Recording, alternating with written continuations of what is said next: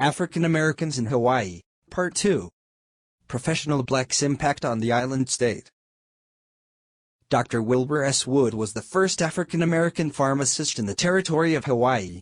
While blacks in Hawaii represent one of the smallest ethnic populations in the state, the vast majority reside near the two largest military installations, Pearl Harbor U.S. Naval Base and Schofield Barracks U.S. Army Base. Hawaii is known for its culturally diverse people working and living harmoniously together. David H. Crowell was chairman of the Department of Psychology at the University of Hawaii from 1958 to 1961. Crowell was instrumental in development of the Newborn Psychology Research Laboratory, a pioneering endeavor in conjunction with the Kapiolani Children's Hospital in Honolulu in 1962. During that time, not much was known about the psychophysiology of infants. Engineer John H. Baker checks equipment at Pearl Harbor in the 1940s. Baker was one of hundreds of African Americans who came to Hawaii as civilian workers in the 14th Naval District. World War II created a new labor market for African Americans across the nation as military service drained the supply of white male workers. Ellis V. Ford was the training director at the Public Works Center at Pearl Harbor in the 1940s. He also taught a business course at the University of Hawaii at Manoa. African Americans held supervisory positions in the 14th Naval District. President Roosevelt's Executive Order 8802 had created the Committee on Fair Employment Practice, which banned discrimination in hiring by defense contractors. Lorraine Henderson has a doctorate in education and is a charismatic educator. She worked her way from being a classroom teacher to one of Hawaii's outstanding principals. Henderson received numerous awards for her community service and is credited with turning a low-performing middle school in Kailua into a blue ribbon school. She retired after more than 20 years of service with the Hawaii State Department of Education. Miles Jackson, Professor Emeritus, served as Dean of the School of Library and Information Studies at the University of Hawaii. Jackson has authored 2 books and a documentary film about blacks in Hawaii since his retirement. Ella Edwards, wife, mother, grandmother, and singer, has been involved in island lifestyle since her arrival in the 1960s. A professional singer, she has been actively involved with the Hawaii Opera Theater since its inception and has performed with the Honolulu Symphony Chorus's lead singer. Edwards has participated in many local organizations, including Alpha Kappa Alpha Sorority and the Lynx. Alonzo DeMello came to Hawaii in 1942 at age 18 from Chicago. He was hired as a civilian worker for the Department of the Navy at Pearl Harbor. He received a doctoral degree in psychology in 1970. The late Mayor Frank Fassi appointed him to serve on the Commission of Children and Youth. DeMello developed a technique to improve study skills, enabling college students to master difficult assignments and improve their exam scores. Entomologist Ernest Harris, Ph.D., is internationally renowned for his work on the fruit fly.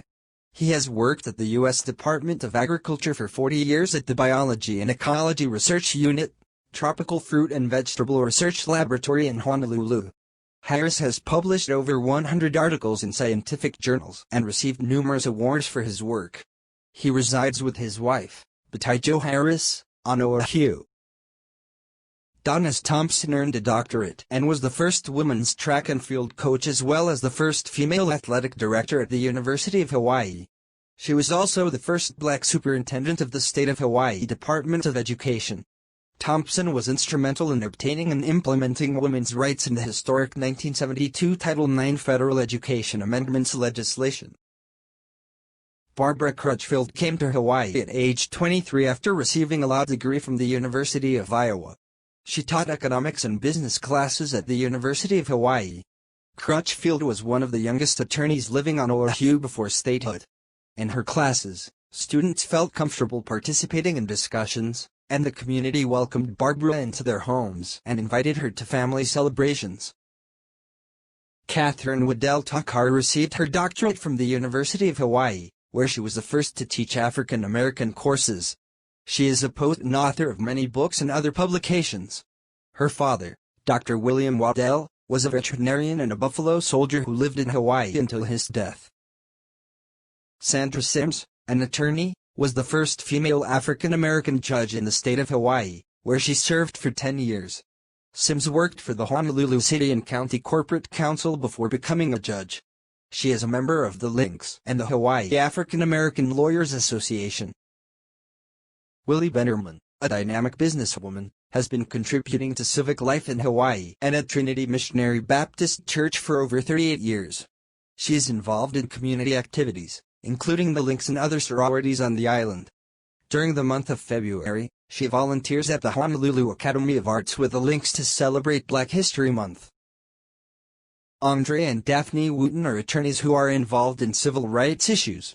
Daphne served on the Hawaii Civil Rights Commission and numerous committees in the legal community. Both are members of the Hawaii African American Lawyers Association. Sandra Sumbry, a special education teacher for many years in the Hawaii State Department of Education, was one of the founding members of the Alpha Kappa Alpha sorority in Hawaii. Sumbry has been involved with community organizations in assisting families of her special educational needs students for over 2 decades. Jacqueline Langley, an assistant professor in communication at Hawaii Pacific University, specialized in broadcast journalism and mass media. Langley developed the curriculum for visual communication at the university, and her students produced videos earning them awards that have been recognized by the Smithsonian Institution. Dr. George M. Johnson, a renowned law professor, moved to Honolulu after retirement as Dean of Howard University School of Law in Washington, D.C. He was immediately drafted to join with local attorneys and the late Judge William Richardson in development of the University of Hawaii School of Law that was named in Richardson's honor. After the law school opened, Johnson accepted the position as program director for pre-admission and taught the first pre-admission courses. Attorney Rustam Barbie has been living on Oahu with his family for decades. Barbie has a reputation of being an effective attorney. He sits on the Supreme Court Lawyers Discipline Board and participates in judicial retention committees. In addition, he teaches criminal law and is a member of the Hawaii African American Lawyers Association as well as other local legal and community organizations. George and Lillian Long have lived in the Hawaiian Islands for many decades. Over the years, they have participated in numerous community organizations. The Longs are founding members of Trinity Missionary Baptist Church in Honolulu. Reverend Reuben Creel was the founder and pastor. The church began in Creel's home and was later relocated into a Quonset hut in Halau. Richard Robinson is a longtime Hawaii resident. He has been serving the community in many capacities, providing service to people in need. Robinson is a long-standing member of Trinity Missionary Baptist Church and participates in Masonic activities around Oahu and in NAACP celebrations. Harry Hutchinson was vice president for finance at the Hawaiian Telephone Company for a number of years. He served on community boards in the past and now plays golf for relaxation. Hutchinson encourages youth to go to college, take pride, and have confidence in what they choose to do in life.